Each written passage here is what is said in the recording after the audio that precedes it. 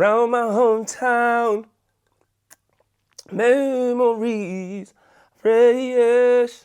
I'm really doing the singer's shoulder and the neck. You know, when the singer really stretches their neck to try to hit that note. Round my hometown. I can't hit that note. Whoa, yeah, yeah.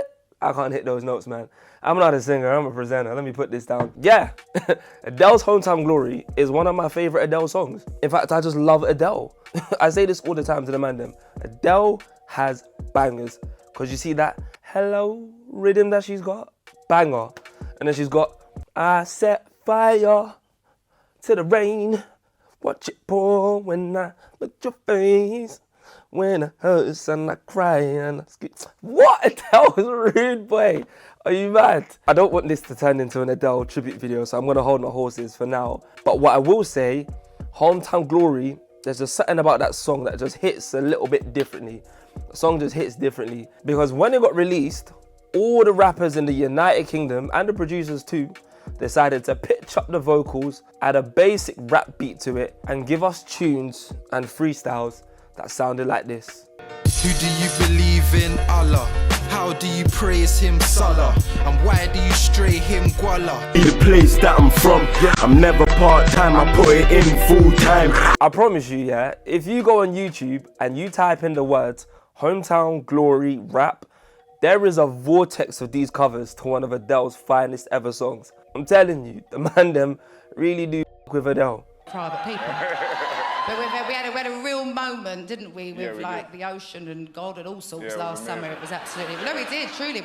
We felt a presence around us and we both were like, let's go get life. The second reason why I really love this song is because she's talking about London. London is her hometown. She grew up in Tottenham. That's how she met and started dating Skepta. British friends just told me they are so here for it. They love the idea of them being together. Now, by the way, for those that haven't been able to detect my sarcasm over the course of these videos, I'm clearly joking here. Don't take anything I say seriously. I promise you, I'm taking the piss. Because we all know that Skepta is actually dating Naomi Campbell. I can't deal with... about her politics. Yeah, I don't really want to get into politics, so I'm not going to go there really, because for me to... Now, Adele isn't the only artist to reference London in her music. As mentioned in a previous episode, we had the legendary London Posse with How's Life in London. We have Devlin with London City, which is a Channel U classic. And, of course, we've got the Eurovision and Scandinavian heavy hitters ABBA with their tribute to the gritty road to Waterloo. Bow. And let's face it, when it's not grey and when it's not miserable, when Sadiq Khan isn't putting another cycling lane in your garden. Oh wait, you live in London, you probably don't have a garden. When it's not gentrified with coffee shops and beer gardens, London, it's honestly one of the best cities in the world. The big one. All jokes aside though, London is very, very lit. But as I say all the time, it is not the only city here in the UK.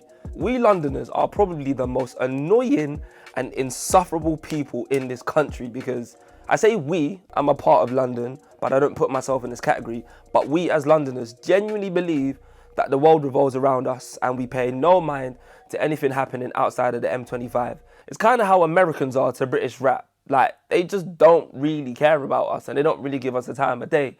They all think, you know, we live in palaces and we sip tea with the Queen and we're privileged and all of the rest of that. It ain't no nigga from motherfucking London or Paris with goddamn green eyes talking about where he came up at. Mm-hmm. Man, your ass probably been living goddamn penthouse suites and hotels. Right. Nigga, you ain't got them. And they still are drill beats as well, but we move. It's a shame, to be honest, because the other cities in the UK have been shaking the table in this music game, and I feel like they don't truly get the plaudits that they deserve. So that's exactly what I want to do here. On today's episode, I want to focus on black music, life outside of London.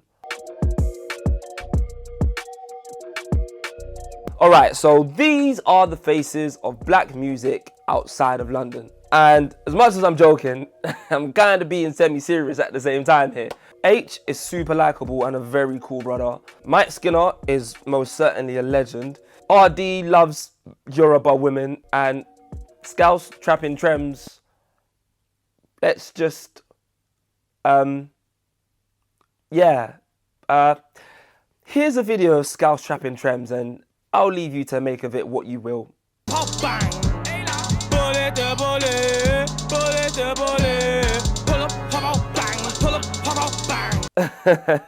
There's actually so much to unpack here, but let's just keep it moving. In fact, talking of things that we need to unpack, I want to start off by taking you back to a period in time when I first properly heard a British rapper from outside of London. And what a historic moment it was. You look like you got AIDS, you look like you got HIV, you look like you got gonorrhea already because you suck out no panani. He said, and I quote, Skepta, you look like you got AIDS, you look like you got HIV, you look like you got gonorrhea. I can't read it. I can't read it. Why? What made you go with that verse? What made you go with that verse? Because watching this as an 11-year-old spun me. It spun because what the hell? And there's more. Oh wait, there is more. You look like you got cancer, so clashing me ain't the answer. Yeah. Devilman. What a character. I mean, your name doesn't sit right with my spirit because devil and man, yeah, astaghfirullah. Astaghfirullah. I rebuke you in the mighty name of Jesus. Get thee behind me, Satan. Get thee behind me. Nah, I can't get with it. The first thing that I noticed that was super distinctive, other than the questionable lyrics of course, was his accent. The thick Brummie accent over a grind beat was something that was very new to me. Something that sounded very, very different. There is a fly in front of me. Don't call the RSPCA. Fly, lives matter. Fly away. But then again, this is a man that said, you're not ready, you're black Somalian, you're not ready. So maybe it was just him that was a little bit different. You're not ready, you're black Somalian. You're not ready. Don't even open your mouth before you say something stupid and get yourself buried. But then again, this was at a time where, and I'm open to being corrected here, this was at a time where there was next to no infrastructure for a rapper from Birmingham to succeed on a large scale. And yes, we had the streets, you know. Mike Skinner, as I said, is a legend, but there's always going to be an anomaly. And with all due respect, we are talking about black British music here. Mike Skinner is a white man.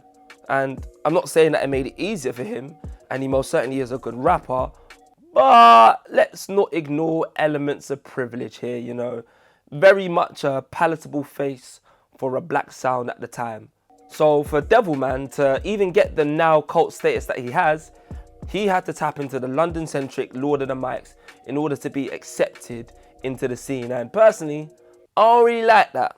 I don't like that too tough. Londoners have gatekept the scene for far too long, and it kind of sounds like some Freemason Illuminati shit, you know. In fact, remember when people used to play songs backwards and claim certain artists were worshipping the devil, you know, triangle conspiracy theories and whatnot? That was a good time, man. We go run this town tonight. Hey, hey, hey. Yeah, man. And if she doesn't know what the hell I'm talking about here, she's probably too young for you, bro. Yes, including you, Prince Andrew. So, there was little to no infrastructure for rappers outside London in the 2000s. And secondly, and most importantly, those that did cut through then had the barrier of their accent. And even to this present day, this is still kind of an issue. I think Cheryl calls accent sexy. Do you? Where's she? Is she Manneh as well? Liverpool. Liverpool? Yeah. Scouse. That is disgusting. No, don't do that. Fucking butters, bro. No, butters. It's bad. I can't lie, yeah, I've got mad sympathy for people from outside of London, you know, because not that you need my sympathy, but it must be mad frustrating. Like, your geographical location shouldn't stop you from getting the same opportunities. And personally, I blame Margaret Thatcher, the milk snatcher. She's the one to blame. That was a political joke for those that aren't that politically clued up on Margaret Thatcher and her policies and snatching milk and stuff with underprivileged communities. I'll do a politics show another time. We're not doing that here. But it wasn't until social media and YouTube freestyle platforms where things really began to change. Listen, I put my heart in a beat. A lot of MCs wanna target my dreams, but they can't because the bars are garbage and weak, and they're not anywhere hard as hard as I see. Them on the air, but still I can't even breathe. Fulfill my bars in a speech. I feel like Martin Luther. I start the future because I'm just a dream. Oh wait, by the way, just a quick heads up. I'm not focusing solely on Birmingham. Birmingham for me was just the first city that came to mind. And I also feel like it was the first city that really started to get the ball rolling. We are going to touch on other cities as well, but I just want to focus on Birmingham. And now that we are here at Birmingham, Lady Leshurr. Lady Leshurr deserves her flowers. In the last decade, she has been a mainstay in British music and has been able to carve out her own lane without ever compromising once. Then you add in the fact that she's not from London, she's got a thick Birmingham accent, and then add the fact that she's a black woman in a sausage-heavy industry.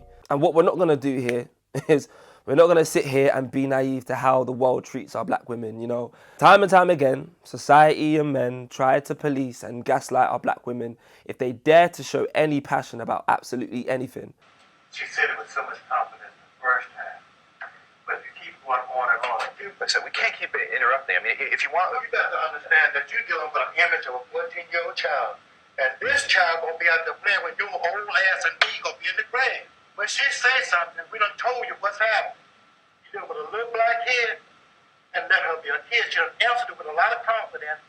I can only imagine just how hard it is wanting to just be heard and not sexualized, which makes Leshurr's success even better. This freestyle was posted way back in 2011 on SBTV, and because it was specifically on SBTV, the barrier of entry for non-London rappers had kind of gone by this point. It was, for me, at the point that I started to notice the pendulum beginning to swing. And as a result, you know, new YouTube channels started to pop up, focusing solely on the Midlands and the north of England, most notably P110 and JDZ Media. I wanted to do it in an accent, but I'm not going to disrespect the thing. JDZ Media, no, not going to do it. And now the foundations were being laid for a new emerging scene, which gave voices to those from outside of the capital. Oh yeah, and back to Lady Leshurr real quick. She released some freestyle thingy called, what's it called now? Queen's Speech 4, I think it was, on the 1st of August 2015. Something about telling people to brush their teeth repeatedly. I don't know. Kind of like how Stylo G insists on telling us to call him a yardie every 2 minutes after nearly 10 whole years. Brother, let it go. Let it go, let it go. We have heard you. In Yoruba, we will say Atigbo, which means we have heard. Bro, we get it. Anyways, 62 million views later, Queen's Speech 4 was an international success, propelling her into the limelight, and she hasn't looked back since. I hold it down like a Snapchat, go over your head like a snapback, uploaded a pic, double tap that, and your flow so old, granddad. Bruh. She even turned down a contract from Kanye West, which is very ballsy if you ask me. Very, very ballsy. Well, not actually ballsy, because she's a woman. You know what? Let's move on and head to another city.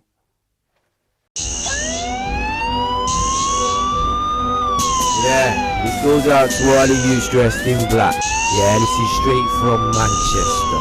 The M16 area.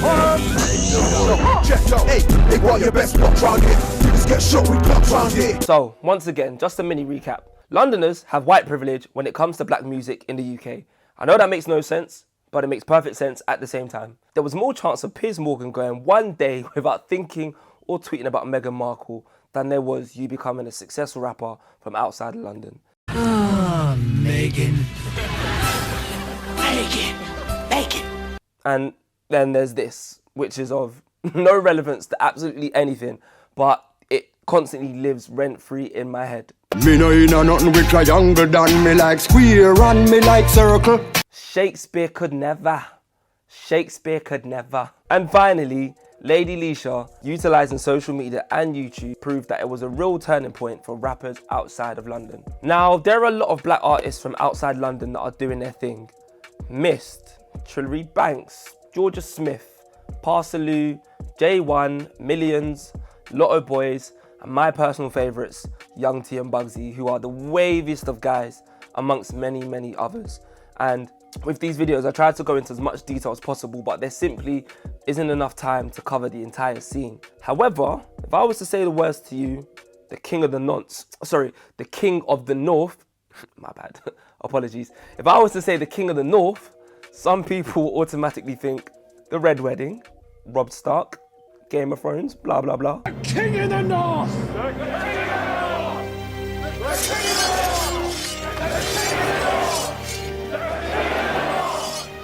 Bruv, I don't even want to talk about Game of Thrones, man. I don't even want to talk about Game of Thrones because I still get hot and I still get angry every time I think about how that stupid show ended. Like, man beat his cousin or auntie for no reason. He just had incest with his auntie for no reason. But to other people, when they hear the words the King of the North, they think Bugzy Malone. You can go tell the king that I'm coming. This isn't the Game of Thrones. If it was, then the 01 to the 6-1's got a dragon. Forget about Winnie the Pooh or Aladdin. Now, most people may not know this, but the name Bugzy Malone actually comes from a comedic gangster film set in New York in 1976, which is random, but not random at the same time. And I've tried to research and find out why the rapper from Manchester adopted a name, but I've had no luck so far. Anyways, I want to make a bit of a controversial statement, and I know people might not agree with it, but in my opinion, in the last 7 to 8 years, Bugzy Malone, without a shadow of a doubt, has been one of the most influential rappers in this country. He knows what strategic positioning is. It's like when a girl likes 8 to 9 of your pictures on Instagram in a row and thinks all of a sudden that qualifies as her moving to you, and she expects you to DM her. I know that's very specific, but women have zero game. Women have no game. There are 3 funny women in the entire... You know what? Let me just stop here. This is a conversation for another day and I don't want to get cancelled. Back to Bugzy Malone. The reason why Bugzy's success is so admirable is because you could argue that when he was coming through, rappers from outside London were still not really getting a fair look in. But, fair play to him, he saw the tiniest of opportunities which led to him getting a lucky chip that then helped create the perfect storm. That was bad. That was bad. Not my proudest joke. Bugzy Malone. All once, I'm not doing a Mancunian accent. That is the worst Mancunian accent you'll ever hear. I'm sorry. I'm actually sorry. This is a man that has been homeless, has seen family members been murdered in front of him, a man that could have been a boxer, and a man that also went to prison. And as I say, there is a lot for us to dissect, but in this part of the video, I solely want to focus on just his music journey and how he became the rapper from outside of London. Now, he's most certainly not a new guy in this music game. In fact, there are videos stretching back to as early as 2010 of a young Bugzy freestyling. Okay then, it's Friday night. I'm on a swagger man thing, no hype thing. Forget the bagger man. I'm on a one-man flex, gallivanting. Tonight I could end up anywhere. Calling a spade, this is crap. This right here is crap, which is fine. Man looks like that one ethnic youth that they had to try squeeze into the Peaky Blinders in order to look as diverse as possible. It's kind of like when companies hire a black person and say, haha, we have black staff, look, diverse. Yeah, we've all been there. But you know what? He's super successful now, so it doesn't even matter. But boy, it's a good thing he had belief in himself, because personally, if I heard this back then and he told me he wanted to be a rapper, I would have been like, brother, go be a chef or something. Go into Forex, because the music most certainly wasn't it.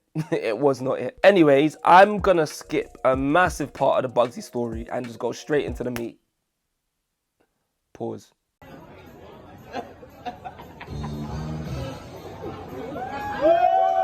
I mean, we all know the now infamous Chip and Bugzy Malone beef. You know, Chipmunk had been in America with Meek Mill delivering pizzas to a country of people that don't care about UK rappers that aren't called Big Shaq, even though he's not a rapper. He came back to the UK with a bit of a chip on his shoulder. I had to. Damn, tough crowd. He did an explosive, that was such a shit joke. He did an explosive fire in the booth saying any and every UK rapper could get it. And it sounds kind of kinky to me, especially considering he said this. I'll be at your neck, rude boy.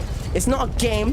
But you get the message. You get the message. Now, Bugzy had left the Peaky Blinders by this point and was doing all right for himself, you know. Still wasn't a major name in the scene, but he was making enough noise to get his own fire in the booth. And boy, did he take that opportunity with both hands. It's grime thing 10 times over. Go tell Chipmunk not to be cheeky. Grime is a road thing. My man's hopeless. Go make a pop tune. Fuck your A's and B's. You went from Chip Diddy Chip to the streets. Oops a daisy, I'm not in your league. Well, I've been on the road playing hide and seek. As I said, I don't really want this episode to now descend into a Bugzy Malone life story. That's not what we're doing here. But it is impossible to ignore just how big of a moment this was for his career.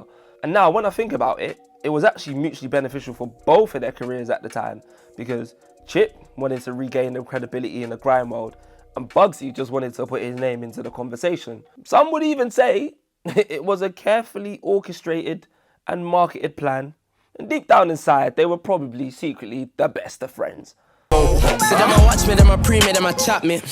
Long before Twitter man were at me. Yeah, see it. Either way, these two went back and forth for a number of months, which actually sparked people's interest in grime again. And this was also at the time where Skepta was back releasing grime tunes too. I recently did a video on this, check it out here. However, with Skepta now doing his thing again, in stepped Stormzy, in stepped AJ Tracy, in stepped JK, in stepped Ed Sheeran, joking, in stepped Bugzy Malone, and all of a sudden, doing grime kind of became cool. So overall, grime was in a great place and Bugzy was now front and centre as one of the main guys, not just in Manchester, but in the country as a whole. That's what I call strategic positioning. And while we are here on the topic of Chip, Bugzy, Tiny, Stormzy, all of the rest of them, this is a period in time where Chip delivered one of the rudest and one of the most disrespectful lines I think I've ever heard a UK rapper say about another rapper. Patrick, what have you done? Oh, no. When I took you on tour, your mum said thank you for bringing my song. Now I gotta bury her song. Damn. Sorry, mum, had to be done. Damn. Tell him now I'm not the one. Listen, you gotta tell a man to send your location and go fist him up after that. The disrespect. You think you can just pull up to people's houses? No one ain't gonna phone you, Stormzy. You're disrespectful, bro. And that's that. I mean, I can't fight, but personally, I wouldn't have that. I would not. You're lit. One thing about Bugzy I admire is that he was ready and he stayed ready. Some people get an opportunity and ultimately end up fumbling the bag, but he knew that he had eyes on him and that the beef with Chip had opened him up to a whole new audience. And then he put in work. He put in work like Lance Armstrong did on them performance enhancing drugs, and he has not looked back since. Bugzy really changed the game and forced Londoners to sit up and pay attention whether they liked it or not. And because of his success, rappers and artists from outside of London could now turn around and say, well, if Bugzy can do it, then so can I. He built his own label and has set a blueprint for other artists to follow. I have to respect it, man. I have to respect it. And as a result of all of this, Manneh was well and truly on the map. You old MCs need to leave it alone because you're not getting better with time. Leave it to us. Go look after your kids. I'll take over from here. How dare you? How dare you to do that? Do you know how sick that was? And do you know what it is for me, yeah? It was at that very moment, after reciting that very bar, I just knew he was going to be a superstar. I could see from a mile away that this guy was going to be a star because there was something about him, something about his aura. It was like a changing of the guard at the time.